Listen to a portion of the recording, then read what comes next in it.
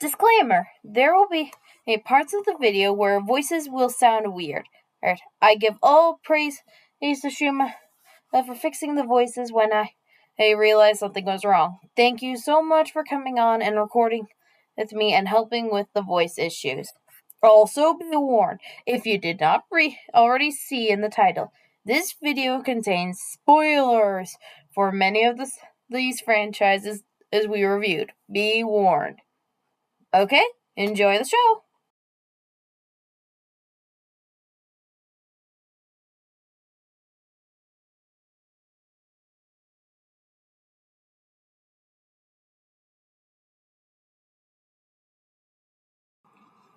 Wow, this is a unique start. Momo is up there. Shall we enter? Hello, everyone, and welcome to In the Meeting Hall. Yeah. Yes, this is first of all, this is my lovely voice. Yes. As I am not cosplaying as Tails, which you guys probably have heard. That took me a while to actually get right. Hey, by the way. But I am here. This is my true voice. You can all hear it. And I have a guest, if you can all see on the screen here. Please welcome my very friendly and gracious co-host, Shuma Growth. Hey, everybody! Yay! So this is so this is it's technically going to evolve from a monthly review on DeviantArt to this. Yes, this is technically what I want to do, what I'm actually going to do from now on, but it's probably not going to have Shuma unless he wants to join. Yeah, I guess it depends, my availability. Yeah, but enough about that. We have a schedule to keep because I have been so late on everything. Hey, we better get started. All right, shall we begin? Yes. All right. Further ado, let's do this thing. Yeah, starting off with Demon Hunters. Oh. Yeah, I am starting off with the easiest one because I have only a few things to say. Mm. It was fun. I actually do recommend you go watch the movie. It was fun. Shuma, what do you say? I didn't really like the film, but for anyone that likes it, don't worry. I don't mind that you like it too.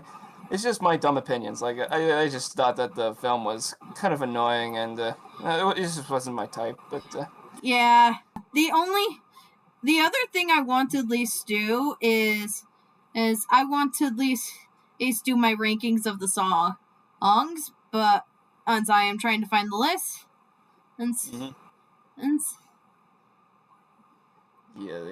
okay, let's see.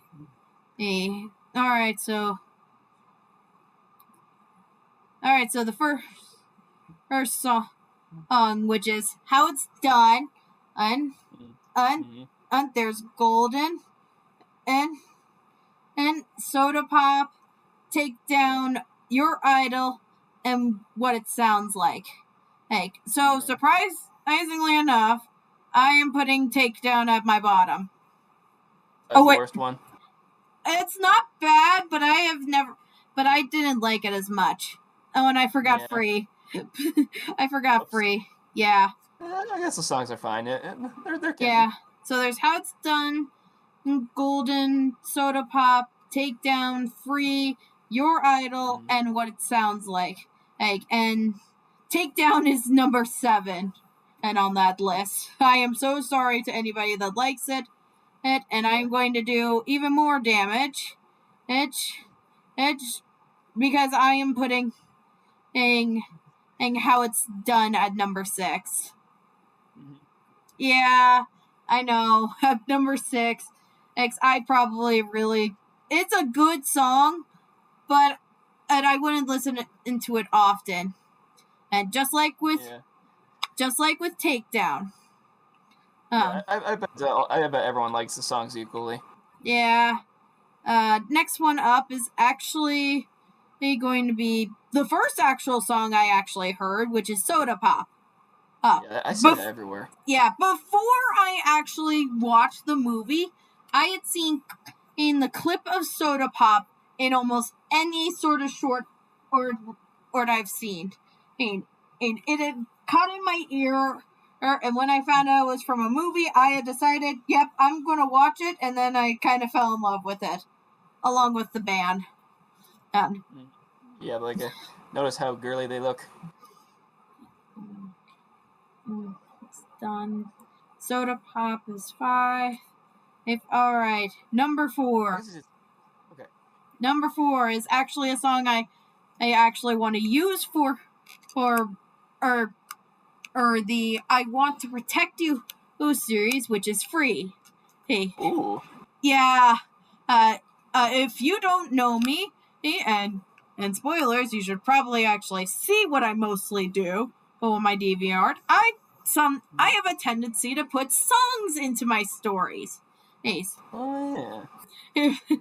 If you recall, yeah, the last song I had actually put into a story was the second to last Space Colony Arc story, and it was True Blue Miracle. Oh. Yeah. Free is that song, I imagine, and like Justin at the time, Clonus and Josie, they just like singing and like not in the same room, but they're both singing the song because it is just so beautiful. Oh, I know many people like the beginning where the girls are all together or not the boy band, but I honestly like the Ruginu stuff that they put in. And especially the part where it showed that Ginu can basically light up the honeymoon too. That just felt unique. And I still want an explanation on how that happened. Yeah, huh. Alright. Hey, number 3 is actually going to be what it sounds like. And this is when people in the comments are probably going to be like, what? You put what it sounds like in number 3? Oh boy. This is the song that I've seen many people put on number 1, and I can see why. If you have watched Hazbin Hotel, and have seen the last song, season 2 at least, which is Hear My Hope, they are both very good, but songs that feel like they come straight from the heart. But as a song I will listen to often, not really. Number 2 is Golden, and because it is also a song I would like to, I would also not listen to much, but it is a good song. I like how the imagery shows how much these girls have had their own unique lives, and they are trying to at least do more. Her roomies, especially with her spoiler alert, her patterns that make her a demon. Well, part demon. And that's why it was so impactful for her to be showing them. And they now glow like the honeymoon. That is a good thing. That is a good thing. And I hope when the sequel comes, they explain more about each of the characters' backstory. We get more of the Saja boys. And I want to at least wish, but I know it won't come true, more Gino. And you are probably surprised. Your Idol is my favorite hit song out of this bunch. That's like everyone's favorite, I think. It's not. A lot of people put it at like number 2. Well, I am the weird one that puts it at straight up number 1. That song is like in my head, and it is like one of my favorite villain songs ever. Like really ever. I am very much happy at how much it shows so much of them. It's not just luring in the people. It's luring in and hurting in Huntrix as a whole. And I just can't help but love it more. Yeah, I know. All right, next part, which is Next. oh, hello Nintendo. I am using this image. It's to try and not get copyright, but okay, I found these images on Google. On the images for Google Slides. Please don't hurt me. I do not own any of the images. I do not. All right. Hey, I'm going to see if I could try and do this. Which is, I'm on, and I have to see if I could try and pull up the notes on my slide on my phone, but I don't think I can. I have to download the app. I have to re-download the app just to do it. And hang on. Okay. Yes. Okay, so here's the thing I want to at least stress. Yes, we are not talking fully about everything that was shown off in Nintendo. So, for me, I cannot fully talk about stuff like Air Riders, or Bonanza, and Metroid Prime. I'm for. Yeah, it looks like I can only talk about Kirby Air. Dang, I have seen in Legend ZA. Hey, let's get that out of the way. Hey, I have seen Legend ZA. Hey, as a standalone game, it does feel nice. As a part of the Legend series, okay, maybe this is biased on my part, but I prefer Legends Arceus over Legends ZA. Hey, it may be my bias, but I feel like there's a lot of stuff from Arceus that doesn't really help as much in Legends ZA. Hey, along with the map. Like, have you seen Legends ZA's map? It is awful. It is like awful. You do not know where you're going. And there is so much stuff around. And the fact is here, it takes place strictly in Lumio City. Strictly in Lumio City. Hey, how have we gotten into the point that we are stuck in one city? The story is great. Hey, that is one of the props I like. Like, a lot of the other stuff is very, very much hard. I still don't understand some of the move mechanics in this game. And some of the megas, Mega Starmie, are kind of confusing me. Hey. Jeez. Yeah. And the DLC kind of doesn't help it either. But I do like the donuts. They look adorable. Shuma's just sitting here I'm not very good on Pokemon stuff. No, I'm not. Yeah. So the Switch 2. Oh boy, how do we talk about this? It's dying right now. Ooh, should I ask? Yeah, have you? Here's one news thing. I don't know about you, but looks like the Mario Kart World bundle is getting removed. Seriously? I wish I was making that up. Why? I think I don't remember why, but yeah, that's the thing. It's going away, and that doesn't make any sense. Hence, I think the regular Nintendo Switch, it has the Mario Kart 8 bundle. Well, and I believe some of the OLEDs do too. But this, seriously, Mario Kart World was the game that they technically showed off first for the Switch 2. The first trailer was Mario Kart World. How and why? I mean, I have played Mario Kart World. And same here. Okay, it's not the best racing game, but I like some of the things about it. It's cool. It's not the best Mario Kart game, but it's at least better than that mobile Mario Kart game. Yeah, Mario Kart Tour. Yeah. It's better than that. And I do like the costumes. Yeah, those are unique. And yet, do you think it's still weird how Donkey Kong and Pauline only have one, and yet all the baby princesses get more than that. Oh heck yeah, that seems like a foul on Nintendo.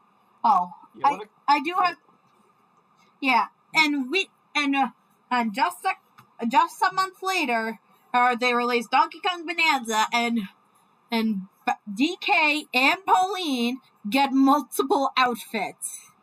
Yeah, it's like DK gets different fur colors, different overalls, and then different ties. While Polly gets unique outfits, and Yeah, and also have unique, like have all the what do I call it? Like I'll have they do certain things like resistance to something or making Bonanza transformations last longer. yeah. Speaking of which, I know I said I technically don't know much about DK Bonanza. That is not fully true. Oh, I have not fully played it, but I have technically seen talk around, especially about the big retcon thing with Pauline and whatnot. I have basically been I have basically heard about it and it is uniquely strange age about everything. Like weird fact about me. I have actually been a secret supporter of the Mario, Luigi, and Pauline sibling theory. Hey, where Mario and Luigi and Pauline were the children of the original Mario, aka Jumpman, and the original Pauline, blonde Pauline. Hey. Oh yeah, there might be And different people in the original '81 arcade game. yeah, because as I have found it strange that Cranky Kong grow older and Mario did not. Yeah, that was pretty right. We all know that Cranky Kong was the OG Donkey Kong. Yeah. Well, So why can't it be said that that our Mario and the original Mario are not the same person? And yeah, it's like how the current Donkey Kong is the third. yeah. But anyway, I have seen people talking about the whole mention of Pauline's grandmother, and and while it may not be the best, I do kind of support the now. Pauline, Mario, and Luigi are the grandchildren to the original Pauline and Jumpman, as I call him. Yeah, I think that theory could be good. Yeah, it does feel uniquely better. Although it still doesn't.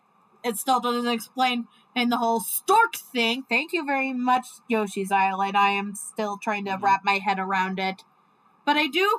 Well, I have seen gameplay of it, and it's and like Donkey Kong just punching into things is like super fun, and that be like uniquely distressing. Like, hey, do you want to punch on something? Here, have a game where you can basically punch everything as a giant monkey. Yeah, bananas! Yeah, yeah. All right, hey, before we go into Air Riders, I did mention Yoshi's Island, so let's talk about that trailer. Oh my gosh. Yeah, What? Yoshi and the Mysterious Book. Yeah, what? What even is that? Like, did I lose brain cells from it? Like, I don't know what was going on during development, and I like the idea, but I wish we could have gotten a Yoshi's Island remake for the Switch 2. Or that would be a unique thing. Like, bring the original Yoshi's Island games Yoshi's Island 1, 2, and DS. That's the one where you can be able to play with different babies, which is technically my favorite. And have them babies. And have them be played on the newer consoles instead of the older ones. But no, we get more of this craft Yoshi's Island stuff. It's cute, but still, like, my brain was trying to figure out what was going on in this. Yeah, just How? to analyze different enemies. Yeah. That's like, That's it. Nothing else. oh, yeah. Oh, by the way, oh, I almost forgot. There were other stuff. There was a new tennis game. Oh Ugh. yeah, Mario Tennis Fever. The only thing I remember from that part was where all the characters besides it's DK and Pauline turn into babies. Well, I thought that was the introduction of Baby Waluigi. It probably is. Yeah, like everyone's came up with Baby Waluigi before. Yeah. All right. There's also the other thing, a Galaxy. All right, the Galaxy remix. Galaxy remix and the movie. Hey, All right. hey, hey. So far, I have technically played Galaxy 1 on the Switch from the new bundle of Galaxy 1 and 2. How was it? Blah, blah. It's complicated. Like, I cannot get over the motion controls. Like I get a bit sick whenever I have to try and do motion control games, and maybe this game isn't for me, but I do watch people, mainly Chugga Conroy, play it. So yeah. But as for the movie, oh wait, Shuma, you've only just been nodding your head along. Yeah. Yeah, I was afraid that Freddy came along, and that I was just afraid that he Oh, might be a distraction. oh, your cat. Yeah, but now in the background. Your cat. Yeah, now he's eating. Oh, what are your thoughts on the bundle of Galaxy 1 and 2? I guess it could be good on paper. Like, if only there was like, are you forced to like do like motion controls, like the Joy Cons only? Yes, you are. Yeah, if only there was a way to like play with a controller and have certain buttons like do like the spin attack. That would probably be a lot much better. Like, is it better than the one in 3D All Stars? I don't know. Yeah. That is like so weird. And now for probably the one thing everybody would be screaming at us to talk about, the trailer for the Super Mario Galaxy movie. Oh, looks good. You go first, or so I want to kind of save some of my thoughts. Yeah, so we got all right. We got the introduction of a new antagonist, and that is Bowser Jr.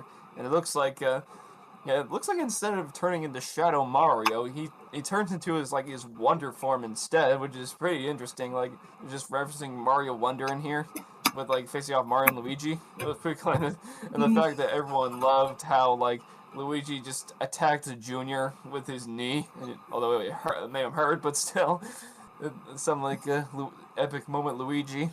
Yeah. Oh yeah, and the film also looks like it has some elements of Super Mario 3D World and then Mario Odyssey because you can see the Sand Kingdom and then what else? Oh yeah, I guess you could see some of the final levels of Super Mario 3D World in there. Hmm.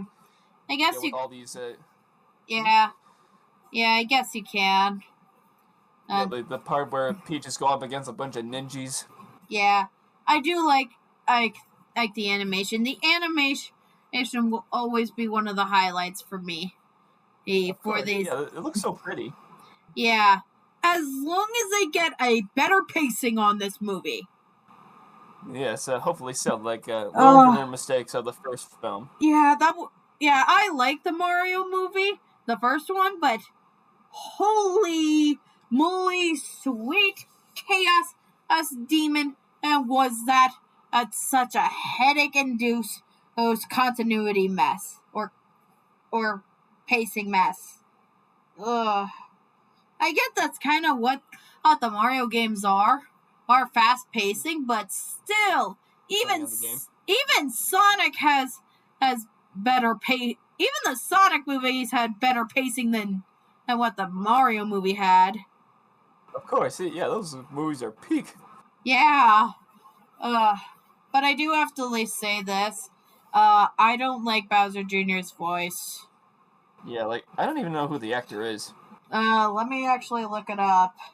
It was a Ben something. Hang on. Yeah, I thought maybe I guess if it was like more like voiced by a woman to do a child voice, then it would be better.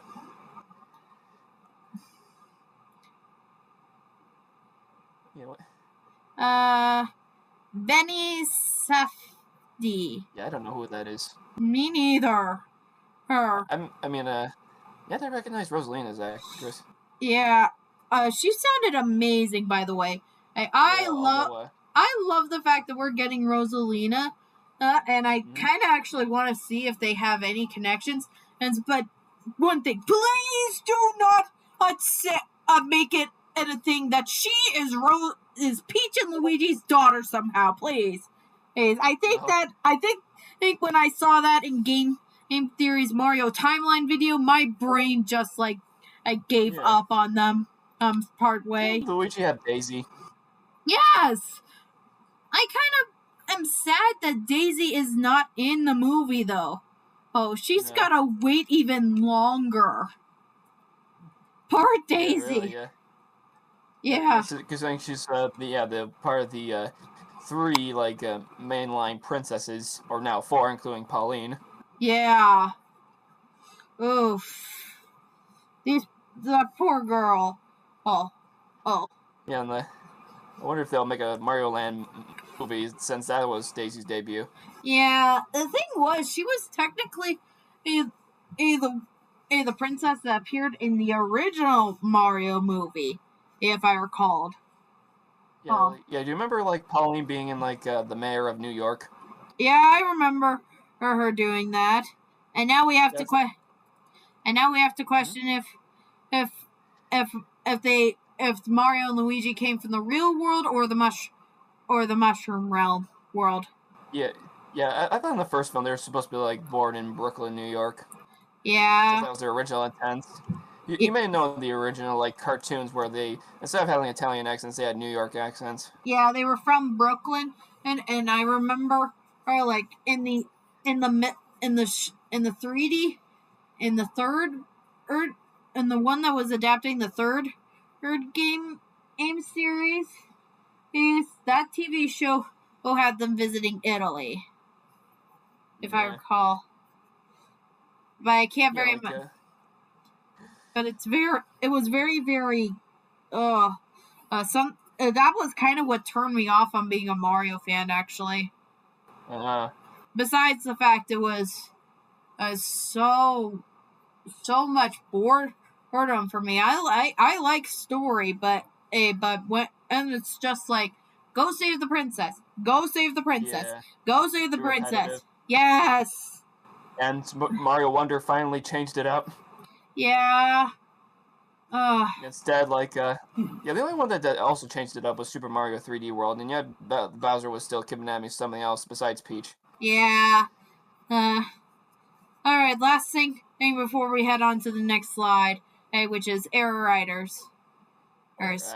From what I have seen, many people like it over the last 2 racing games that have been in this year. Yeah, it's gotta. This has to be the true like racing game of the year. Yeah, I have not seen many people complaining about it, but you can probably do it as long as you don't spoil anything for me, because I have not fully played Air Riders. Yeah, this is like far superior compared to Mario Kart World. It feels like Sakurai does what Nintendo don't. It's like Sega does what Nintendo don't. Ah, yes. Yeah, there's like more variety to do. Like, there's much more variety to do. Like, you can just do like regular racing, or do like horizontal racing, or do a pure city trial, which is supposed to be like the main thing about the game besides Road Trip. Yeah. It's also amazing how Sakurai was able to make this. It's been forever since he's made a Kirby game. Like, it was like last time he did was like 22 years ago with the first Kirby Air Ride. Oh wow! I have actually only heard that his favorite ability was beam aim, and the fact that they have nerfed it so much is like sad. It's like really sad. Anyways, now with Nintendo done, let us go off to our dear friend Freddy. All right. All right. Hey, so. I'm Oh. looking forward to this. All right. We are not mentioning The Ultimate Guide 2. That book right now is going on the list of bad FNAF books. Yeah, I'm sorry. I never read the books either. It is going on my list of bad FNAF books. Right below the FNAF character encyclopedia. You could probably tell why. Oh wait, I know the character encyclopedia. Yeah. All right. But yeah, I did see. That one was pretty wrong. Yeah. All right. First things first. Secret of the Mimic. Mm-hmm. My gosh, that was like, I had seen Dawko playing it, and holy moly, a sweet chaos. That felt like a uniquely fun game. Hey, there were lots of points that felt strange, but it did feel like a unique game, and it does fit in with the story. Hey, I know Shuma now has not seen much of it, but what do you know from it? I think I said I know some of the characters, like maybe Mimics Disguises or the other animatronics that appear in there. Yeah. What I like more about this game is that it completely it just takes the characters of Edwin, David, and Fiona, and the Mimic, of course, and just keeps them away from Tails game theory, and just like, yeah, we're doing our own thing, and we are doing our own thing, and they just went with it. That was like the best part. They completely debunked Tails those games, which was kind of a sore spot for me because, it revealed old that Patient 46 was, spoiler alert, Gregory. Oh. Yeah. Spoiler. Twist. Yeah. Yeah, by the way, we are mentioning so many spoilers here. Yeah, just be sure to have the spoiler warning in the title. Yeah. But still. Like, this game very much was shown to be a game for the fans. And it helped do a lot on giving more answers while also creating questions. And it really did feel like that. And the second part of this is technically going to be the FNAF 2 movie. The FNAF 2 movie, oh boy. Oh, wow. Yeah. I will say this one thing before I let Shuma take a priority. It was a lot more scary than the first one. Yeah, for sure. Like, have you seen the other animatronics? They look frightening. Yeah. Sure. So much so in the first, their origin game. Yeah. What did you think of it anyway? Yeah, I really liked it. I like it as equally as the first game, or the first film I meant. Yeah. I did too. Like hearing the voices of the characters, I was like it was uniquely fun. Unlike hearing Toy Chica, Toy Freddy, and Toy Bonnie. I kind of am sad that Mangle didn't get anything. I think they just got Dinosaur. And yes, it is they, because because Mangle's gender gets mixed up a lot. No, Mangle's gender is yes. Yes. All right. Hey, but there is one thing I do want to at least I want to at least defend this part. It is the whole Mike technically betraying Vanessa thing at the end. And okay, leaving a cliffhanger. Yeah, why don't you explain your thoughts on that first, and probably mention Michael after, because holy cow, that when I first saw Michael, well, I was like, No way. Hey, Elizabeth was split in two. Oh, wow. Yeah, that was pretty interesting. Yeah, that was wasn't really expected. Really, like, yeah, everyone expect like to be like the guard from the second game up here, Jeremy? No, I guess not. No. Yeah, you Oh, don't get him. Instead, you yeah. got Michael Afton here. Like, he's a bad guy. He's got that sweet Dwayne Johnson eyebrow Yeah. going on. Yeah. How did you think of the whole Michael betraying Vanessa at the end, even though she chose them?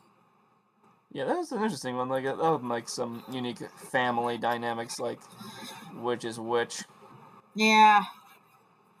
Mm. Yeah, those were like, oh yeah, and the fact that we have to go up against a possessed Vanessa in the third film too. That's probably going to release in 2 years, Yeah. and then the return of Springtrap too. Yeah. All right then. I am probably going to make a few people angry. I'm probably going to make a lot of people angry, like I already have during my tops my ranking of the K-pop Demon Hunter songs. Yeah, But for once in my life, as a Henry Emily hater, or because Henry is a headache, I am going to defend a Henry. Not Henry. Not Henry. Not Henry from Bendy and the Ink Machine. Henry from Bendy and the Ink Machine is perfect. Act as he is. Yes, but Henry Emily. Hey, now, I have probably not made this clear, but I don't like Henry Emily. Not at all. Well, he just came in at Pizzeria Simulator, or like really, really weird. Third point because he was in the books, and then they made Charlie the puppet, and they basically just and Henry's big plan on stopping William is to basically off himself in a fire, which didn't work. It did not work. We see the burn trap is there. I don't care what anybody says. I do not believe that burn trap and the mimic are one and the same. That is dumb. Why did anybody think that? Ugh. Go watch ID's Fantasy Theory is to see why. The ones that specifically have burn trap on them. Ugh. But the fact is that the fire did not work, especially with the fact that none of the spirits were actually released. You can tell because of Withered Chica's line of, I was the first, I have seen everything, and Withered Bonnie's line of, what is this new prison? Is it me trapped or is it you? Perhaps it is us both. Yeah. You could probably tell that none of these spirits are actually gone. No. Thanks, Cassidy and Henry. But, like I said, I am trying to defend Henry. And I am. Movie Henry specifically. Because Movie Henry was actually enjoyable. I like Movie Henry. And here's why. It is the fact that he is actually doing something by helping Mike. Yes. And I can understand where Mike is coming from. Yes, as Vanessa is self-conscious about telling her secret, it's about her past as to Mike. As it's anyone. But the fact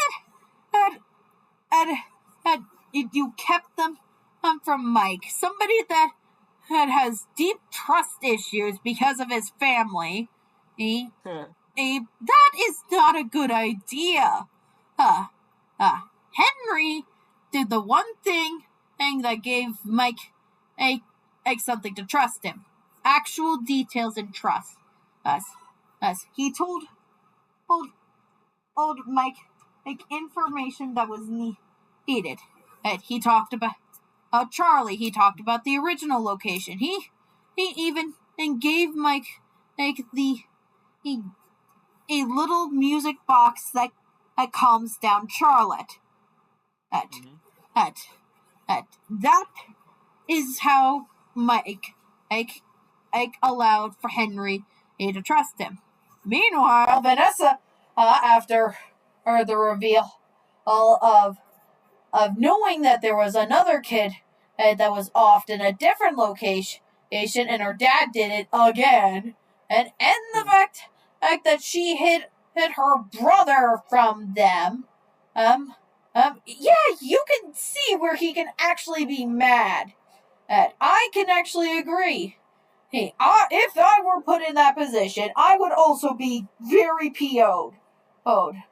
Because who wouldn't be?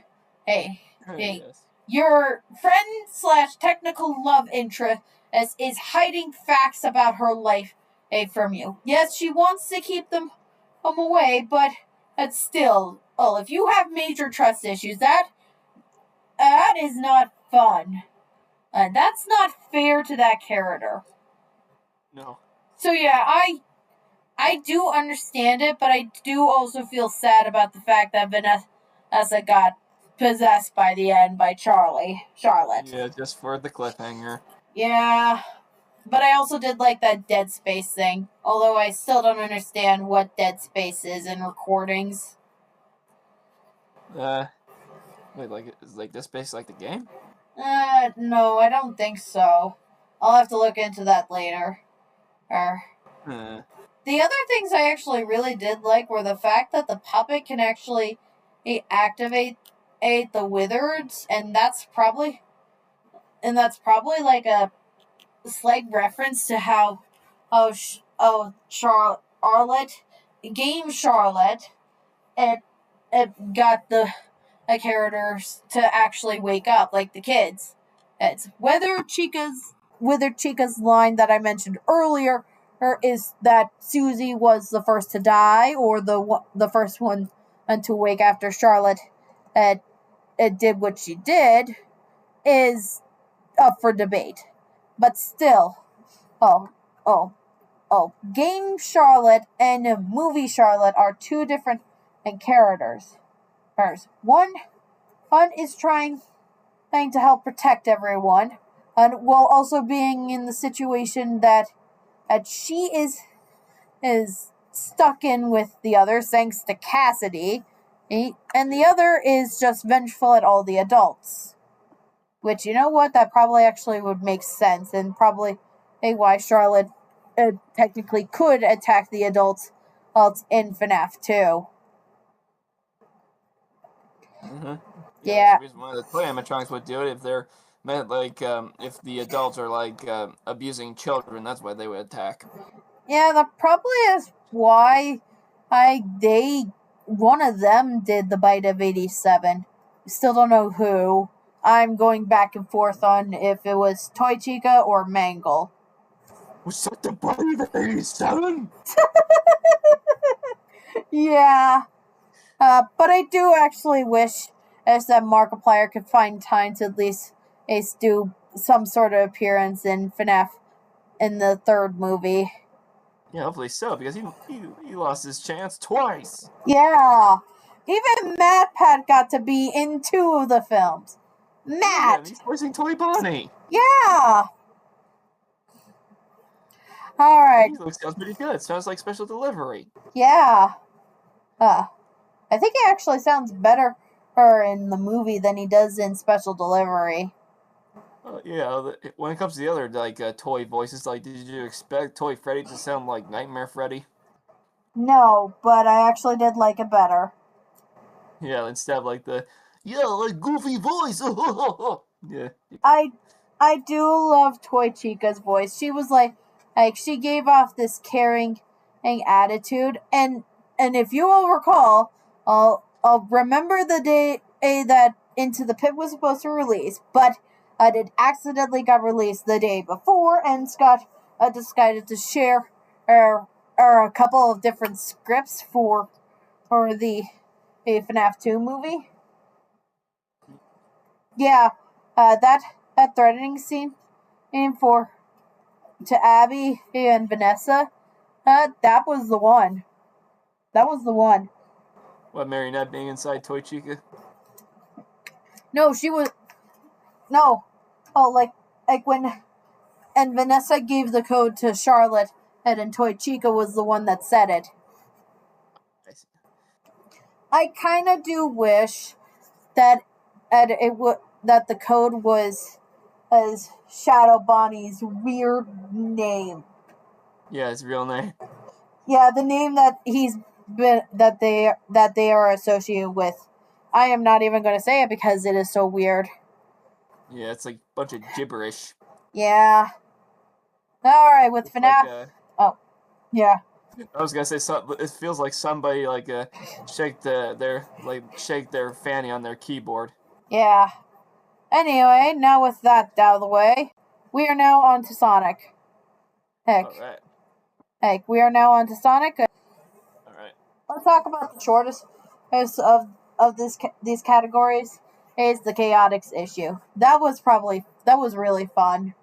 And Mm.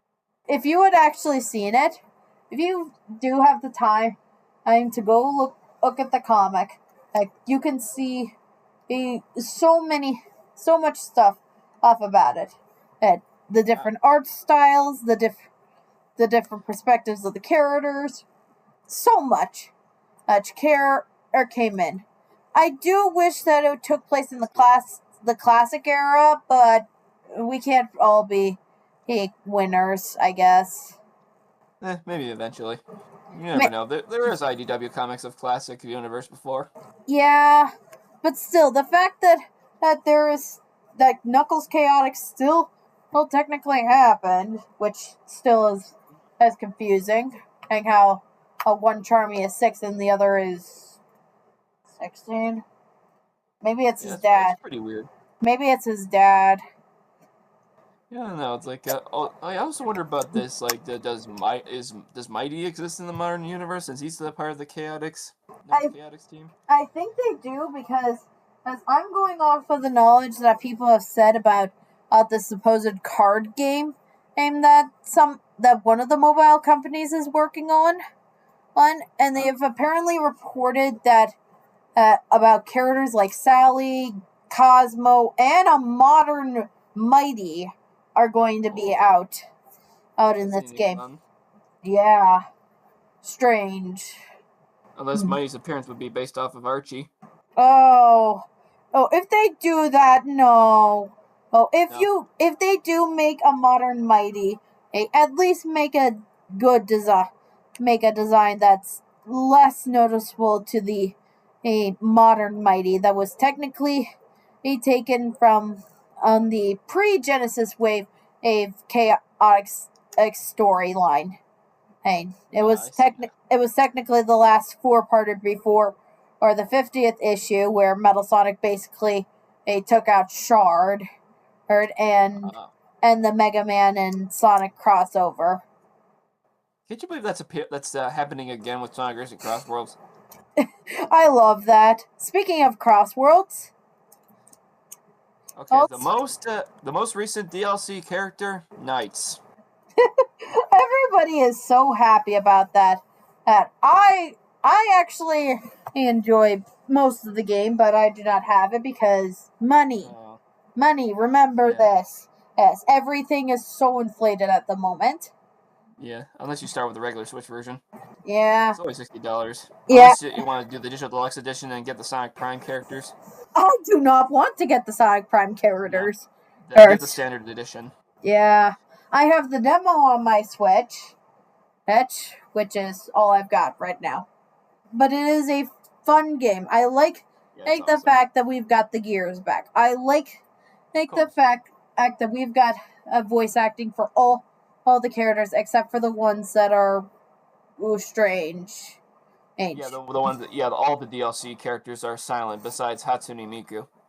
Yeah, that's strange. Yeah, I wish the DLC characters talked. The ones I would want the most would be like SpongeBob and Minecraft guys and other guys like that. I guess it makes sense for the Minecraft characters to not talk since they don't talk in the original game. Yeah, it makes sense for them, not for some of the characters that actually do talk, like Joker or I believe talks. Yes, he does. Does Yeah, Knights you. talk? Yes, I do remember like them doing that in like Sonic and All Stars Racing Transformed. I know the most unique part about Knights in that game that she was the car Oh. Who else is when on? a Who else character is? was driving her. Who else is on the DLC board? So far in the season pass, there's Minecraft and SpongeBob, and then the next one is going to be Pac-Man. Ah, it makes sense for them to be Pac-Man to be silent. Yeah, I guess so. Even when he speaks, oh yeah, the ghosts are also going to be playable. That's Yeah, that's uniquely strange. But what yeah. I So the other upcoming wait what? oh, you keep on going. I was gonna say the next DLC character is filling up to the third party. So then the next ones is after Pac-Man, of course, going to be Mega Man, then Teenage Mutant Ninja Turtles, and then Avatar: The Last Airbender. Gonna at least say this: the only TMNT I have actually seen is actually the live action one. The live action show where they added Shinobi. Yeah. And I have never seen Avatar: The Last Airbender. Me neither. I don't know why it's so popular. I think it's known for like being like anime, not from Japan. Yeah. What I do know about this game, is that I like the fact that you have to do so much. Just the different levels, also the red star rings, and everything. About this game just feels like they put so much effort into it. And and and I'm going to rub this in as much as I can. This was revealed first before Mario Kart World. Yes, it was, and yet by the time I think people thought that Mario Kart World was going to be better. Yeah. They played the beta of Sonic Racing Cross Worlds. Yeah. Yeah, that's so weird. And what I also do know is that Tangle and Whisper are going to be a game. So Sega, if you are taking the time to not have these other characters not have voice faces, you better be making your time and finding voice actors for Tangle and Whisper. Got it? Yeah, really. Yeah, like who knows? Maybe they put more IDW characters in the future. Like maybe we'll get Tank, like Surge and Kit. You never know. Maybe, yeah. Yeah, like I wonder if the other cars will be like. You may have seen that we already got Tangle and Whisper's vehicles in the base game already. So it's Tangle's car being the Hot Hatch, and I think that's one of my favorite looking cars in the game, and also being like the Wispon Booster, which is Whispers. That's like an Extreme Gear hoverboard. Yeah. Anyway, on to the final part of the Sonic 1 IDW issues. So the last issue I left off on was actually a issue 78 and the Sonic X DC comics. They were fun. And I have seen the leaks. I have seen the leaks, and I cannot wait for the next one. Yeah, like I think Let's not mention. comics are pretty cool. Yeah, let's not mention anything to anybody else who is trying to avoid spoilers for that. I don't know about you, but to hear something related to that, it's like I also saw like they even have their own merchandise, like pop figures at Target. Although this would be the website exclusive, but still, I was able to get all 6 of them, and they look really cool. Yeah. Like half of them are flying, mainly like Super Knuckles, Wonder Amy, and Green Silver. Yeah. Yeah, give them while you can, because I'm not sure if how long they'll be lasting for. Yeah. Yeah, especially if you got a Target around. Yeah, but I don't have any money. Oh. Yeah, I do have to at least say, hey, Ian Flynn and Evan Stanley. Hey, I give my thanks to you two for basically trying to fix the lore and try and make Frontiers actually fit and into. Yes, I had shared this with our other our Discord server that we are both on now. Oh, the Creative Mm-hmm. Planet Discord. By the way, Matt, Ed, and everyone else, if you're watching this, says hi, guys. But Hey there. yeah, but still. Oh, I feel so bad for them. They have to at least try and figure out everything about this. Yeah, really. Yeah, like, or if Sonic's being able to having so much lore and confusing lore, just like the main 3 game series that have like so much freaking like lots of confusing lore, like Kirby, Five Nights at Freddy's, or Kingdom Hearts. Yeah. My thanks goes out to you two for doing your best to try and fit everything in, even if Sonic Frontiers is kind of getting uniquely hard to at least fit into the timeline, even though Tails and Amy did say that they were going to go on their separate adventures and have not. No, yeah, we have yet to see their own like spin-off games. Although we have seen them for Tails before, like we haven't get one of Amy. I would love like them to have their own like four-part art issues like they did for the Tangle and Whisper series, the Bad Guys arc, and Alright. you know, the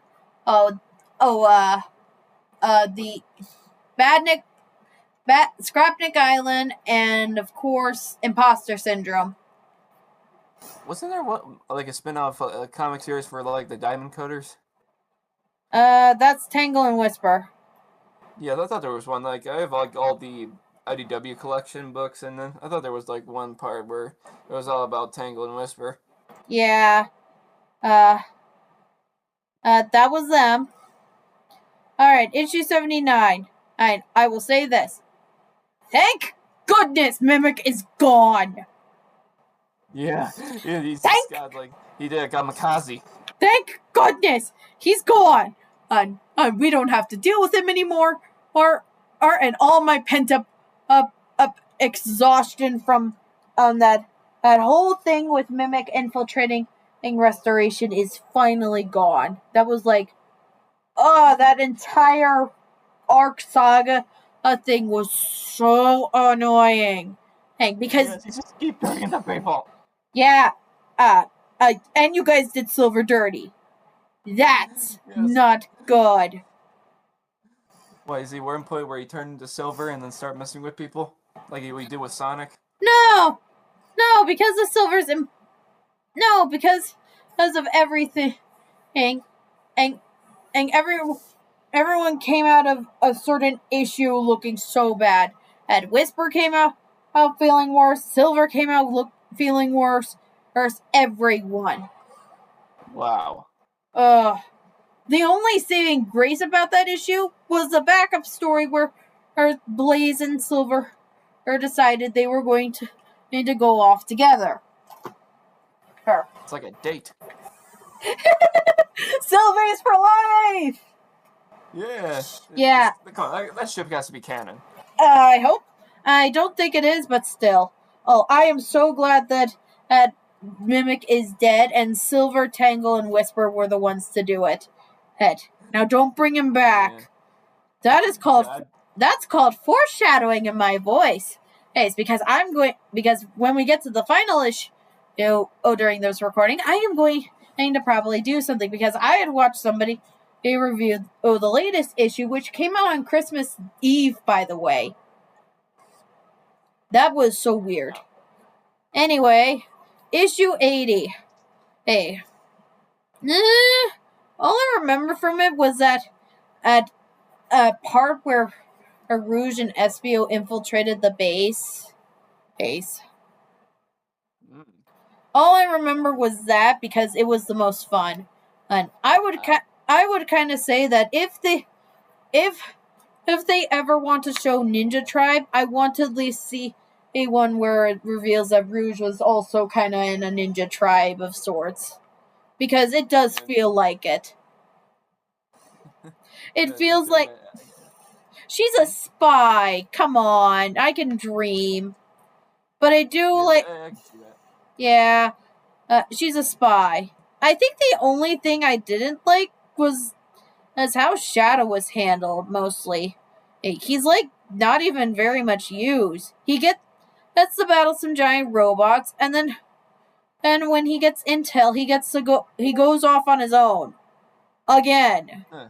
I feel bad for how the comic staff have to handle Shadow because of the fact that the whole Shadow thing. Like I mentioned during my review of episode 1 of season 2 of Sonic Prime, Shadows had some very, very harsh standards, and that's why some of Shadow's recent appearances in the comic have been so off.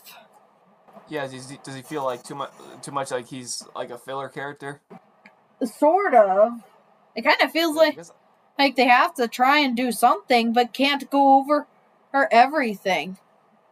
Yeah, in Sonic Prime, it also feels like Shadow was been off. Like the reason why he was put in there because he's one of the bigger like Sonic characters when it comes to popularity. And yeah, it feels like the writers didn't know what to do with him. And the entire thing of Sonic Prime, after I am done with the comic I had mentioned, and in my recent journal, I have to at least do other stuff, including writing that script we have. Maybe I'll reveal it to everyone. Yeah, we gotta we're doing so much better for sure. Yeah. Anyway, on to the next one. The stage is set at 3-parter. Alright, starting off with issue 81, which is probably the best one of this series, of this 3-parter. Let's get the negative out of the way. Shadow didn't get to use a sword. No. Was he able to, no, seriously. Hey, Shadow was apparently supposed to draw out a sword from one of those sword eater people. Wow. And use it. I am looking at the unused panel by artist as Min Ho Kim. Yeah, a sword in the Archie comics. Yeah, he was supposed to use a sword. So I'm not just his doppelganger, Lancelot. Yeah. Which I kind of would actually like to see Shadow using a sword, like an actual sword, not a black arm sword. No. But still. I guess the closest you'll get is like Sonic and the Black Knights multiplayer mode. We get not only is Lancelot playable there, but the original Shadow is as well. Yeah. The new character of Lunar. And yes, that is technically their name. Their name is Lunar. And Lunar only goes by the gender pronunciation of Lunar. So if that gets annoying, I am just going to call Lunar they, them. They were a riot. That was so much fun. And it was so unique how much they were able to do so much. They did so much. And I like the acrobat at fighting that their entire troop does. Oh, speaking of which, Lunar is, of course, or technically not fully there. Lunar is technically a alternate personality. Yeah, they have what is... Yeah, the main personality, Soleil, the sugar glider, has actual... Oh, well, if I can actually find it here. Here, it should be here. Come on. Is it in here? Oh, come on. Okay, I know technically what it's called. Well, it's called dissociative identity disorder. Where you have more than one personality. And that is like a unique thing. It's very tricky, but it is still there. And I like the fact fact that they handled it with a character that is trying not to get into trouble because of the fact that they like Sonic, and a character that is doing it all, but also kind of being a thief.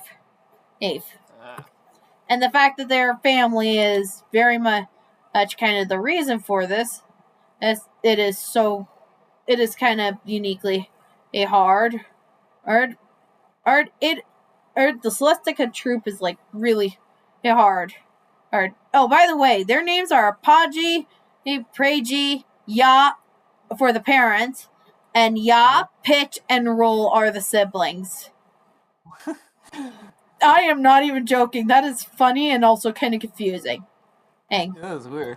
With that out of the way, let us get into issue 82, which I was kind of leading into, but it was also kind of feeling rushed.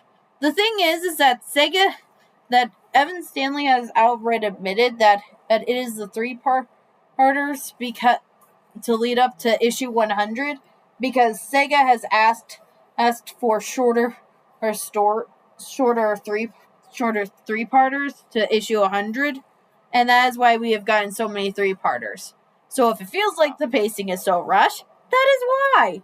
Because I think the pacing kind of flew out the window for a bit. 1 minute, Shadow and Rouge are technically sitting around in the city eating stuff. The next minute, they find Sonic and Tails with the emerald. I'll take it from them. 1 minute, Ed Soleil / Lunar is running away from their parents because of their overbearing pressure and trying to crush Soleil's phone. Okay, blame the parents there, but still. Well, then it's off to Soleil actually proving they are wanting to do their own thing, and the parents are accepting that. Again, praise goes to Evan and Ian for trying to keep everything stable. It's not much, but it's still good. The fact that they tried, and I loved the chase sequence for it. That chase sequence was awesome. However, we get into issue 83, which is probably the worst one of this whole 3-parter. The 3-parter has Eggman show up, and Eggman decides, you know what? I was going to be here to at least look around and see what I could use for my theme park. But now I'm going to fight Sonic. No, seriously. Like, what even happened? And this whole thing was so rushed that it felt strange. And I do know that the whole Celestica troop, it could have attacked the egg juggler or before, or they called up, but I think they would have been knocked to the ground. Yeah. And there is one more thing.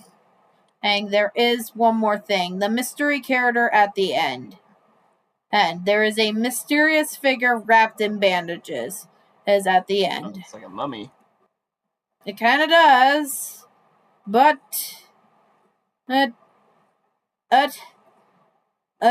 here's where my foreshadowing thing comes in. And as they have the final emerald, and that is the final emerald, by the way, they have all 7 of the Chaos Emeralds. I kind of forgot to mention that they do have them. And I had seen somebody state that this is Starline. Okay. He's back from the dead. Okay. Let's pretend that this is technically Starline. And let me ask you all this. How is he walking? It's like, I'm back from the dead, a-holes. Yeah, how is he walking when he got crushed by so much rubble? Well, to my knowledge... And Dr. Eggman beat the crap out of him. Yeah. If my knowledge is not is flawed here, go ahead and tell me how. Oh, because I don't think Starline would have survived getting beaten by Eggman and then crushed by so much rubble. Yeah. That is just like so. Oh, my head. That's just like the worst idea somebody has had. That, like, I get that it's probably a unique thing, but still. Oh, I get it. I get it. Mobians could be more durable than humans, but still. that is like so dumb. They can't be that durable. Well, I Yes, mean, I guess only certain ones are like big or vector. yeah. But you have simple explanations for a lot of characters being durable. Besides Vector and Big, you have Shadow, who is mostly durable because of the fact that he was made to be the ultimate life form. Knuckles, he lives right around the Master Emerald, which radiates purified chaos energy. And I want to make that clear. So it probably has enhanced his strength a lot more, and has probably given him the ability to sense for the chaos for the shards. Yeah, so he has to be careful not to die, or his species will be extinct. Yeah, Sonic. Heck, he has used the Chaos Emeralds multiple times and can survive anything. We are not bringing forces into this. Is as much as I have very much sort of liked forces. I can and also see the very, very complex people hating it. Yeah, because the writing was bad. Yeah, it was. It got. Considering that, example, Tails is a wuss. Yeah. At least they brought Ian in to do a Frontier story. That was awesome. Yeah, Including it was pretty good. including that final story they did. That was awesome. And that is like and that is my favorite ending and what I call the canon ending. I do not care. But Wait, is the extended parts not canon? yeah, You yeah. know what? The original ending. The guys are playable. The original ending, and not the one. The original ending, where Sage technically dies. Nice. And Eggman got Revives her. Bring her back. Yeah, that was like dumb. Like Shadow had to wait an entire game to be revived, and Sage just gets it at that ending. Yes, yeah, it took a while for Eggman to bring back Shadow from his sacrifice, and yet didn't take long to bring back Sage. Yeah, exactly. She's AI, and then yeah, exactly. Hey, it's different. My point still stands. This guy cannot be Starline. I don't care what anybody says. If it turns out to be Starline, they have to give a good reason on how Starline survived all that. I don't care. I don't care what anybody. Personally, I would like to at least see either a new character or this is my favorite one. I would like to see Infinite as the mysterious. We haven't seen him in a while. Yeah. Say that he's lost most of his power because the Phantom Ruby disappeared. Probably went back to Angel Island somehow. I see. Oh, but still. It would be so fun to at least see he's infinite after carefully planning and move on getting the Chaos Emeralds. That would be so unique and bring back a villain that everyone loved in the game. Even Matt. He has a fate. Matt Tanner literally has a fan made a fake Lego minifigure of Infinite, which he calls his favorite. Yeah, it feels like nowadays Infinite's more relevant in Sonic vs. Speed Battle because he has alternate versions of himself like Warlock or Cursed Samurai. Yeah.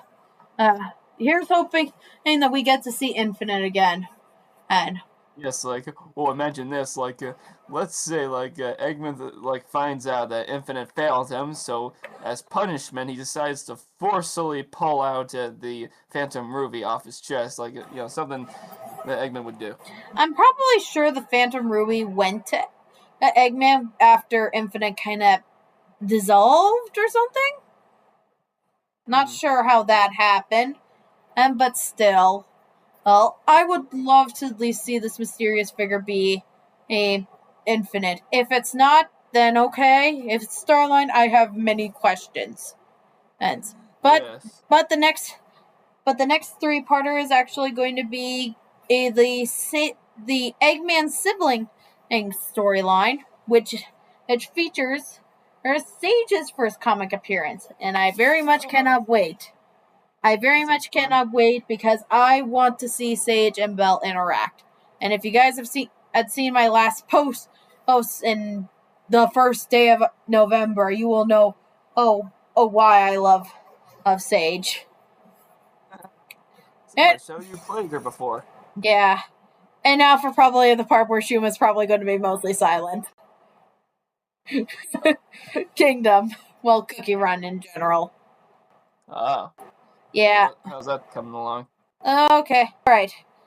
So since I last talked about Witch's Castle, they've added in a lot more cookies are playable. They've added in 2 new first cookies, and 3 epic cookies.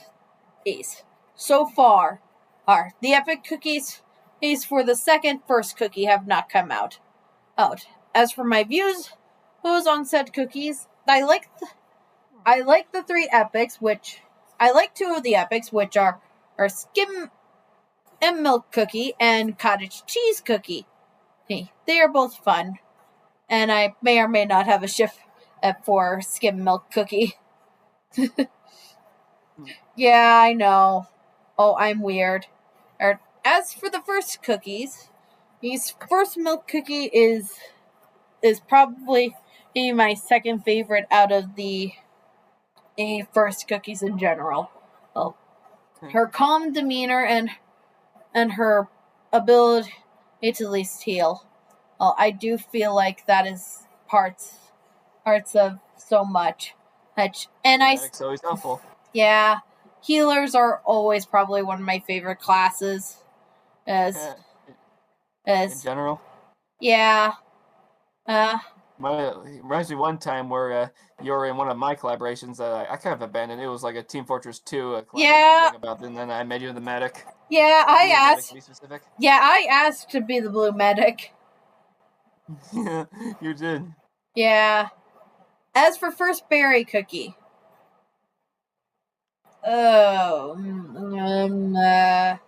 Okay, she's complicated, but I do like her.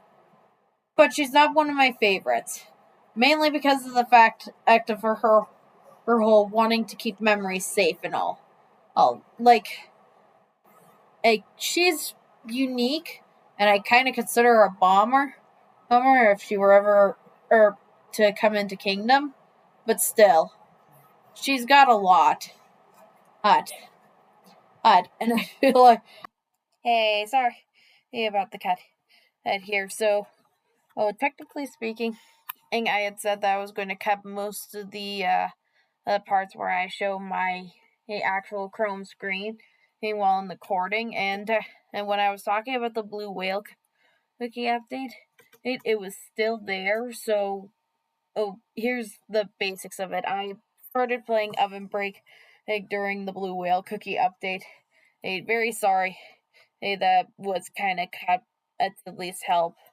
Well, sorry guys, but I have had to at least fix it. Sorry, and let's get back to the video. You also have collaborations. Yeah. Well, technically speaking, Strawberry Crepe Cookie is one of the Kingdom epics that got to be that's now in 3 games. In Kingdom, their originating game, in Witch's Castle, for some reason, and now Oven Break. It's really uniquely fun. I will also say, I got to at least play the mystery on the SS Cargo, which is a fun mystery game, which is a fun mystery update. While I didn't understand most of the mechanics, and couldn't get most of the evidence in time, I do like the story. It was technically also one of the things I kept on writing and for one of my other projects, which is my CRKAU. Yeah, yeah. But I do have to at least say, hey, in Oven Break, I have two favorite legendaries. Dreamweaver cookie and Abyss Monarch cookie. Anyway, on to the actual kingdom parts. I am going to try and keep these as best as I can. And the last update I got to least talk about was actually the Garden of Sweet Delights. It's one where they introduce Eternal Sugar Cookie. Hey, yeah, which was a unique curveball to say the least. Because nobody expected her to at least be okay, just put into better terms, a simp, and for her other half. I internally complain about the Beast Sex Ancients because of how toxic they are mostly, but I think the only one that probably actually kind of would work is Eternal Sugar and Hollyberry with Pattaya. So much food. Yeah, but as for the Aegis Hollyberry cookie update, which is aka Awaken Hollyberry, that was fun. And I like the fact that this update actually had Hollyberry cookie be the main focus. As if you all don't know, I had basically mentioned in a lot of my reviews on Kingdom that I got stuck in the default story before Beasties on the very, very hard at the time Fruit Dragon and Pattaya Dragon, and I kept on calling them a certain word Fruit Dragon for a long while until their actual update. I do have to at least say I still technically had problems with it. The main problem is the main two problems were the fact that Tiger Lily Cookie, who featured in the story, he didn't get at the chance to find out that he was related to Hollyberry Cookie. That just felt awful. You don't do that. The sisters, why do you hurt this girl so much? You don't even give her. Yeah. She's, for those unaware, she is Hollyberry Cookie's granddaughter. Second granddaughter. She is the twin sister to Princess Cookie. And spoilers for afterwards, after her Hollyberry Cookie comes back from Beasties with everyone, the entire kingdom got captured except for Princess Cookie and Night Cookie. They don't even, nobody even, and like, Tiger Lily Cookie is gone. She just disappeared. She probably ran back off into the forest. Yeah, that just feels awful. Now, if you don't know, I had put in what I would change for it. And for my last one, I had said that the Pure Vanilla should have a trinket. Here's one of the changes I would make. Have Tiger Lily find out that she is technically royalty. That just feels good. The other thing is, of course, the fact that I am going to complain about Pattaya Dragon Cookie not being in the story. Because of the fact that they really should have been. This dragon and is there for Hollyberry Cookie's story. Why wasn't he there? Why weren't they there? The only times we got to see Pattaya Dragon Cookie were the parts were one flashback where you reused an old line and a sort of weird vision sort of thing that Eternal Sugar Cookie gives as the Holly Berry. Like, seriously? Hey, what, was their voice actor gone on the strike too? Oh, that just felt very, very uniquely off. Yeah. And I will at least say this. I would have loved to at least see Pitaya there, because as they of all people know that Hollyberry Cookie doesn't give up. And they would be reminding Hollyberry Cookie of that. Even with the fact that her shield is gone, they would be reminding her that she is still willing to protect her friends. And that is her true passion. And how would I put them in? And there's a certain section of the area where Sugarfly Cookie is showing Hollyberry, Wildberry, and Raspberry Cookie a bunch of jam jars. First, how funny would it be to put Pitaya Dragon Cookie and Snapdragon Cookie in a jar filled with jam, and just see two dragons being quelled by that. And Hollyberry, he rethinks of a moment where the two of them were talking, and Pitaya reminding her of how much they have that Hollyberry is willing to protect everyone, because that was one of the questions, and from because that scene would technically be a flashback to the very conversation and they had before Pitaya gained their powers back through different means. That would make their rule even better. We'll also have them join in along and be mostly immune to the beast, to Eternal Sugar Cookie's powers. There's they're fake sleeping in those jam jars. Just pretending to sleep. Yeah, the filler updates. Hey, it's the filler update. It's the Citrus Squad update. What can I say? I have never had that much of an attachment to the Citrus Squad as everybody else, but still, if I had to at least point out my favorites of the two, I'd say Lemon Cookie and Orange Cookie, but mainly it's because as I actually see them more as a couple than Orange and Lime. Yeah, Grapefruit Cookie was just there, and the fact that they added a new special cookie that you need to get through the special gotcha in the kingdom.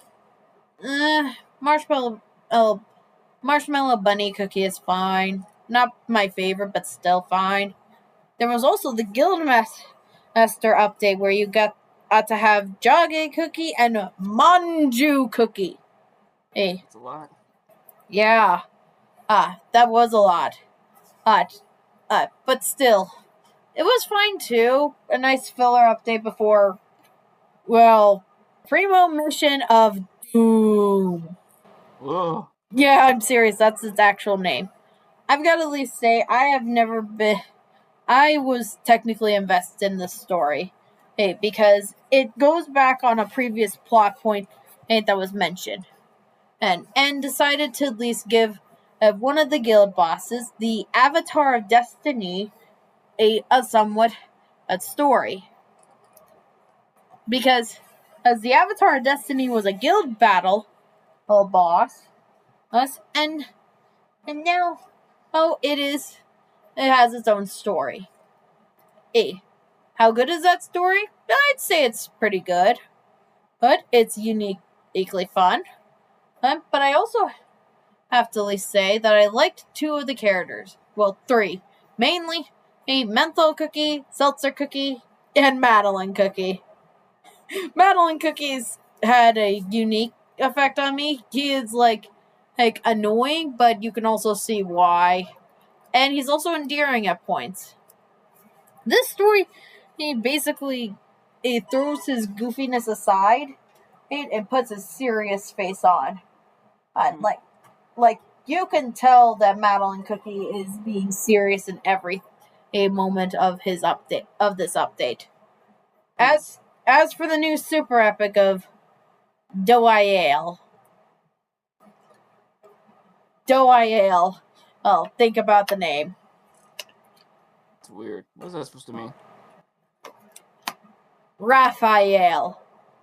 Oh. Yeah. Like the artist? Yep. I like the sort of motif Doyle has, and it technically relates to the Avatar Destiny, which is a higher being, essentially. But Doyle was fine, and I kind of like their crazy moment, and where they literally got dead. They're technically dead, along with a lot of other St. Pastry Order members. But here's my question: will we ever get elaboration on how they know Healer Cookie? Healer Cookie is my favorite NPCs, mainly because of the fact of Pure Vanilla Cookie. So will we ever get anything about it? I hope so, because of a certain character in one of the recent stories. Also, the voice actors came back. And I am so happy because as we got to be blessed by the power, by the greatness that is Yuri Lowenthal. I don't know what that is. He plays Spider-Man. Oh, which Spider-Man? I think the game Spider-Man. Oh, the PlayStation Series one? Yeah, I think I mentioned him in one of your streams. You drew Pure Vanilla Cookie in that one, I believe. Yeah, I did. I did that with my cousin, Sweet Goose Sweetie. Yeah, yeah. But I was so happy to see it. Yeah. Yeah. I was Also, I didn't like him frowning either. Yeah. You want to be a happy boy. Yeah. Also, Kellen Goff. I am so happy you are also back actively playing Wind Archer Cookie. Hey, There's a lot of unique actors in there. Yeah, my favorite line of you doing Wind Archer Cookie so far is you basically saying Fire Spirit Cookie very annoyed. Yeah. And time for the part where I'm probably going to try and not rant as much. The Silent Salt Cookie update. And Awaken White Lily. Yes. We finally have all 5 of the beasts. Yes. And how does this change anything? Imagine and the image of Silent Salt Cookie going way above of Shadow Milk Cookie on my favorites list.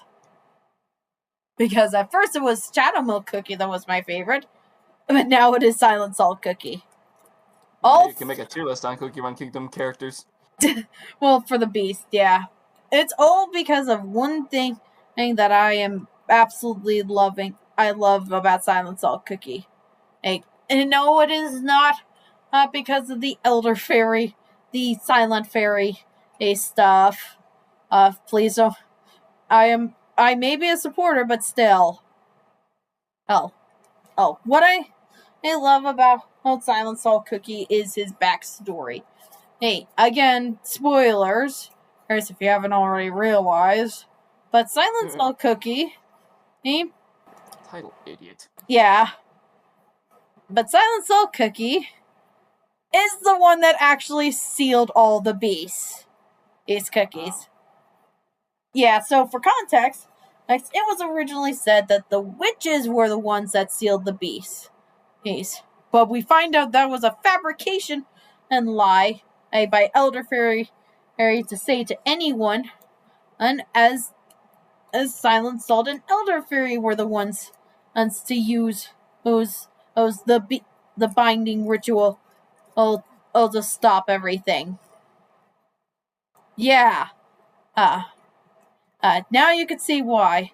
The whole backstory of Silent Salt Cookie is even more sad. Like he didn't even want to fall. He was just doing the right thing. But because the other beasts were falling, and had left like first subordinates that were like these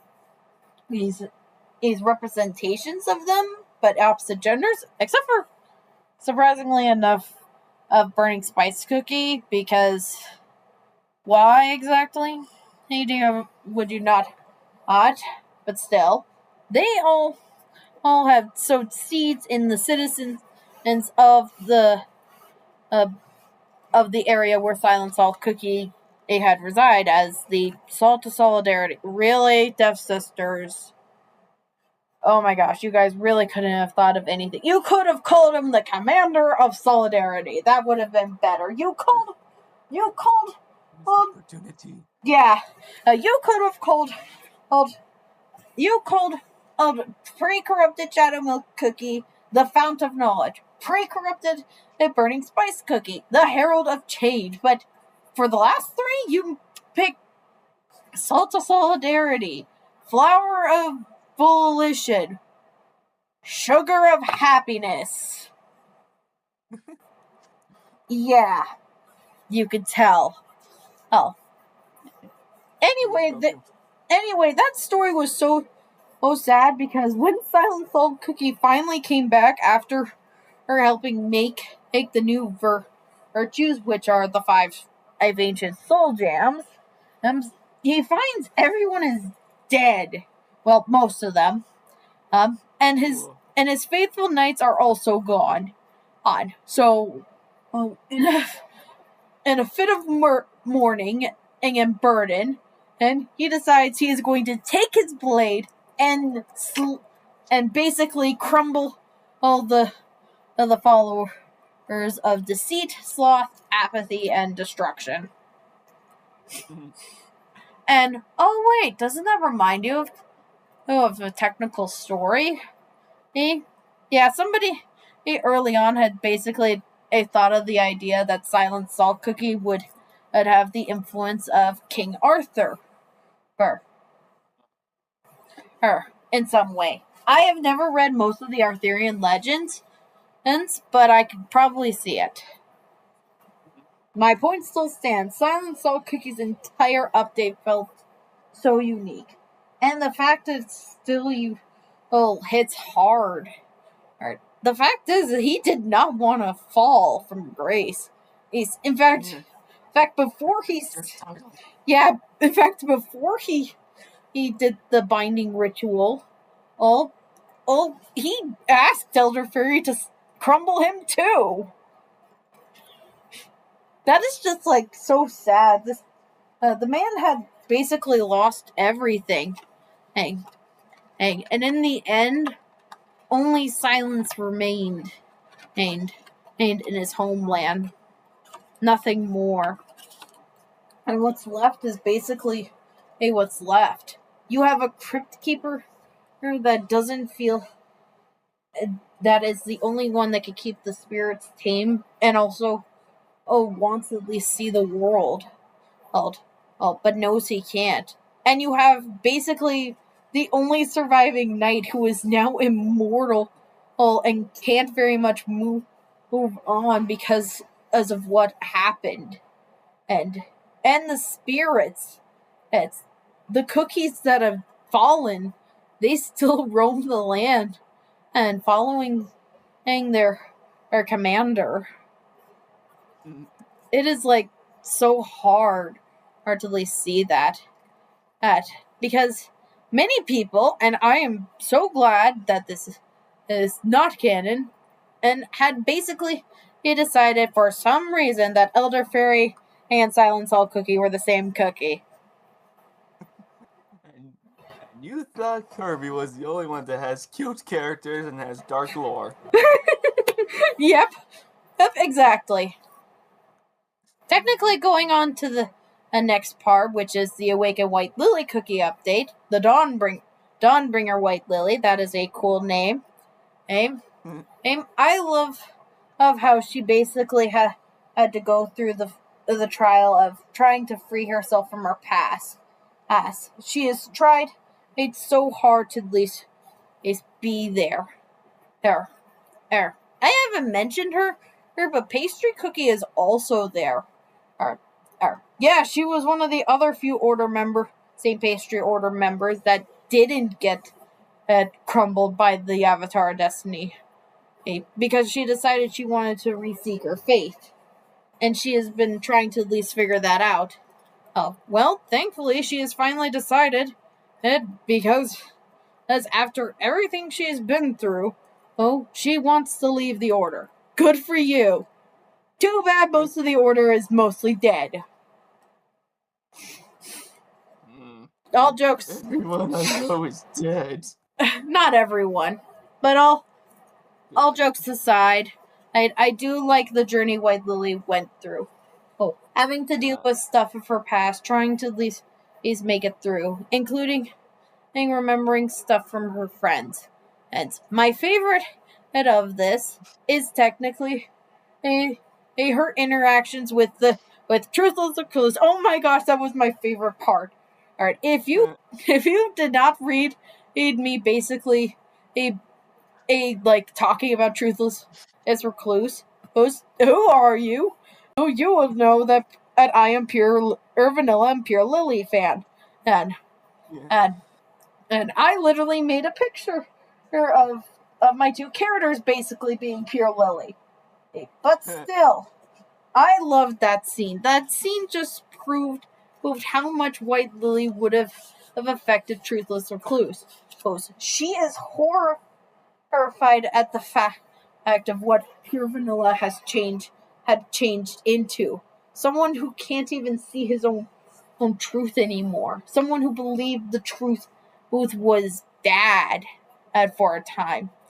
But she knew that pure Vanilla would get out of it. And she technically still believed that. And the fact is that he is still technically dealing with the trauma of the witch's banquet, as by force of her own will, is turned into a combination of herself and Dark Enchantress Cookie. Hey, I will at least say, her basically being burned alive, thanks Silent Salt, was kind of uniquely cool.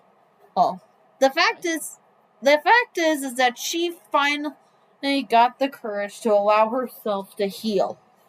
That is what all these stories have been for. Showing the ancients cookies that haven't been able to heal and figure out how they can easily grow from it as well. Dark Cow has allowed himself to smile more. Golden Cheese has allowed herself to not allow boredom to take her over. Pure Vanilla has accepted both deceit and truth into his heart. Hollyberry has proven that she will protect her kingdom no matter what. Even when everything is going down, she is willing to fight for it. And of course, White Lily has finally allowed herself to not associate herself with Dark Enchantress Cookie. And that is the key that she needs to become the Dawnbringer. Her Dawnbringer form. And she brings it on with pride, as she's basically able to at least stop and make Silent Salt realize that she is going to do the right thing now. Now as much as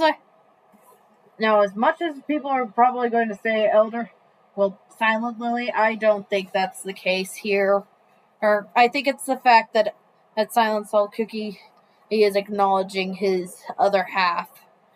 Like she acknowledges her for both her faults and her successes. That is probably the thing that is good, because as if you don't recall, the Beast Cookies were made. They weren't brought into the world by other cookies years later. That's what makes the Ancients and so different from the Beasts.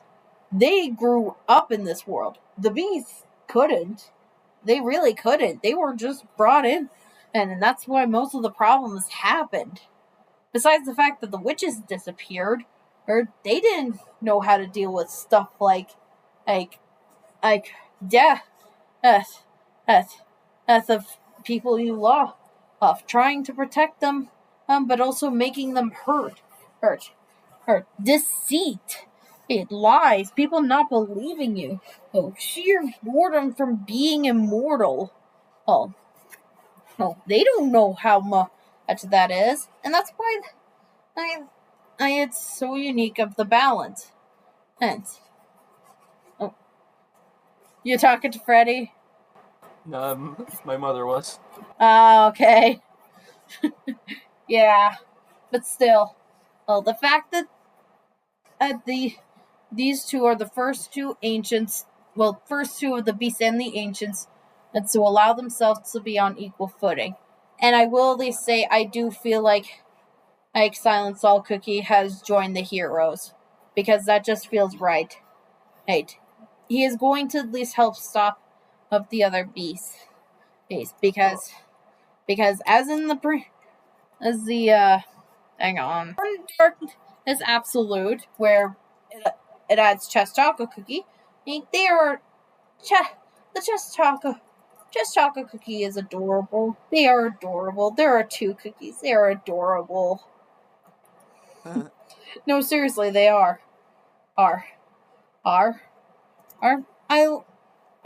I do see that the beasts, besides Silent Salt, are joining up with Dark Enchantress Cookie to try and get back at their other halves. Silent Salt is the outlier because, well, from everything I've ranted on about. I will at least say, hey, I can't wait for our Dark Enchantress Cookie's newer form that's going to be shown off in her update next year. Yeah. But I do have to at least mention one more thing, and that is Millennial Tree Cookies is update. Hey, that just happened actually. No, seriously. Hey, that is out now. Oh, and I am so glad that they did not make it magic. Heck, I don't think we can handle 4 magic legendaries at the moment. Yeah, just give more variety of different types of different characters. Yeah, I'm glad that he is the first support legendary. Hey. What I like about the Millennial Advent, and that is the name of the story, by the way. I liked a lot of things about the Millennial Advent, and I like the we got a Sea Moon interaction, and they also have an overworld interaction as well, all in the kingdom. I like how the 5 of them are helping in the other kingdoms. I'll elaborate later, but still, each one is there helping. And Sea Moon will help command the Licorice Sea to help fight with the Dark Cacao Kingdom. Golden Cheese Kingdom will have dreams of making it out alive, if thanks to Moonlight. Fire Spirit help ignite the fiery passion in them, and Pataya finally got to say something else in a previous line in Growling. Thank goodness. And Wind Archer Cookie, he is making sure everyone is happy. Also, Kellen Goff, you did a very good job of trying what I believe is directing Fire Spirit to Ginger Brave. Yes, that cookie. No, not that one. No, that cookie. That cookie. It is so funny. Hey, I do actually recommend that you go see a Wind Archer Cookie these cutscenes, because all of them are amazing. It is why I call him Perfect Wind Boy. Because he is so innocent. I see. Unfortunately, I do have at least one thing about this story that I am very PO'd about. So, here's the fact. Millennial Tree Cookie will not be joining any of them. Any of the Cookie Alliance. And there is a reason for that, because of the fact if he leaves for too long on his home, the dessert paradise, which is in a time pocket apparently, will die without him. Yeah, it will die, and he has to stay in there, and he can only... Like a Knuckles situation. Yeah, and, well, it's worse than Knuckles' situation. That's why I meant almost. Yeah, yeah, he can leave for short periods of time, which he technically does to bless the Fairy Kingdom, which is empty, besides for Sugarfly Cookie. Poor Sugarfly Cookie, she came back home and nobody is there. How? Where are the other fairies? Did they go off to find White Lily or something? Where did they move south for the winter? Yeah. But anyway, a Millennial Tree Cookie cannot join the fight because as of the fact that he cannot leave the dessert paradise for too long. However, I really don't think they really should have done it like that. War is not just about the people fighting in it. It's about those who are willing to help those injured. We know that during many of our wars, there were places where the soldiers could easily go to rest. I feel like instead of declining the offer, our Millennial Tree Cookie, besides it's revealing the path to Dark Enchantress Cookie's hideout, should have at least offered the dessert paradise as a place of refuge, and healing. That way, the injured could get healed, and since it's in a time pocket, they can easily come back. Heck. Yeah. Yeah, it's a unique thing. But I will also say, this as you guys kind of forgot two legendaries. I am not counting Black Pearl Cookie because Black Pearl Cookie is crazy, and she probably isn't even a guardian of nature. You forgot a best girl, which is Frost Queen Cookie, and not so best girl, Stormbringer Cookie. You really can't do that. Guys, Dev Sisters, stop abusing your kingdom exclusive legendaries. Poor Frost Queen, and we still don't know if she's okay or not. But after the whole agar Cookie incident, and Stormbringer is probably going to go fight because that's what Stormbringer Cookie does. She's an adrenaline junkie at this point. The fact is that apparently the Guardians of Nature are stuck in this 5 because as Millennial Tree Cookie heard them all being all questioning things like he did. He had named all 5 of them Guardians of Nature. However, he never heard Frost Queen Cookie questioning what she's supposed to do when she first became the legendary. Are we ever going to get explanation on how she became the guardian of life itself? Oh no. And he basically said that no other that we are. Okay, he said it in a different way, but from my point of view, he basically said we are the superior guardians of nature. Anyone who able to protect life is on a level below us. That just feels so wrong. I love Millennial Tree Cookie, but I also will have problems. So many problems. With this. Like, why? Why would you do this? This is so complicated. You could have at least allowed for more members. Maybe not Stormbringer, but probably Frost Queen. Because Frost Queen is amazing. But still.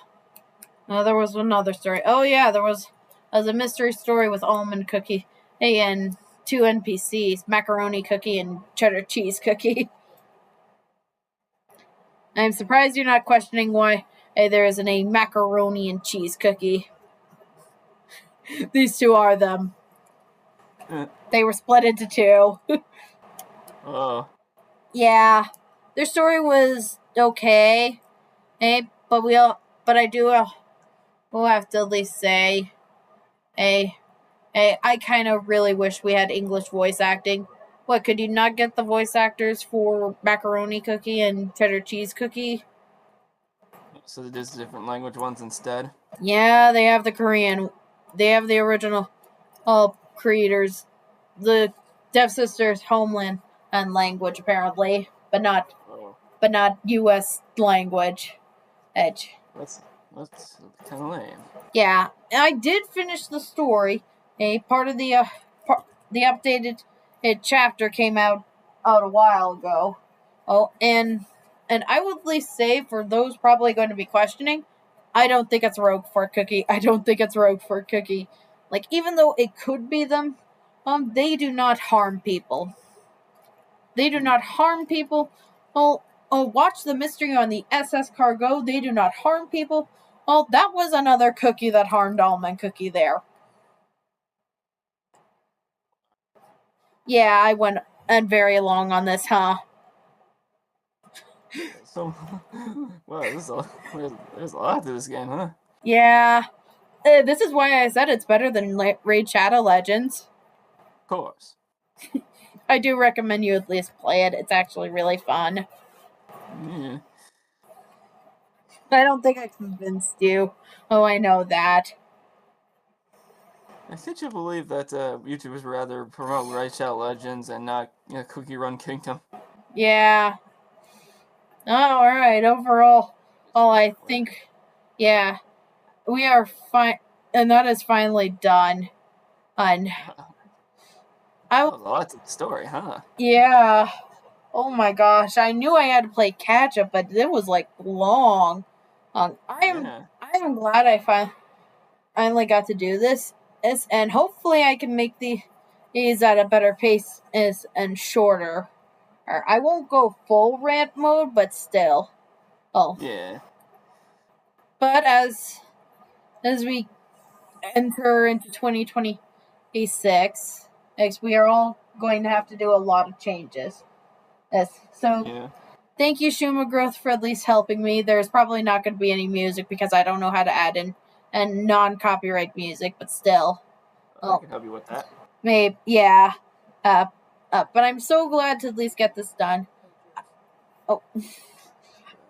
Thank you all for... You want the same one or you want that one? Thank you all for joining me for the first actual in the meeting hall video. I hope to see you all later. Shuma, would you like to give a goodbye? Yeah, like goodbye. We'll see you then if I'm available because this has been great so far. Yeah. Again, I probably won't have Shuma with me. This was just the first time. It all depends on timing. Yeah, it depends on my availability. Yeah. It all depends on his availability. Hey, so I'll probably mostly do these alone. I hope you all... Yeah. I hope you all enjoyed it, and as always, stay frosty, frostbiters! Yeah.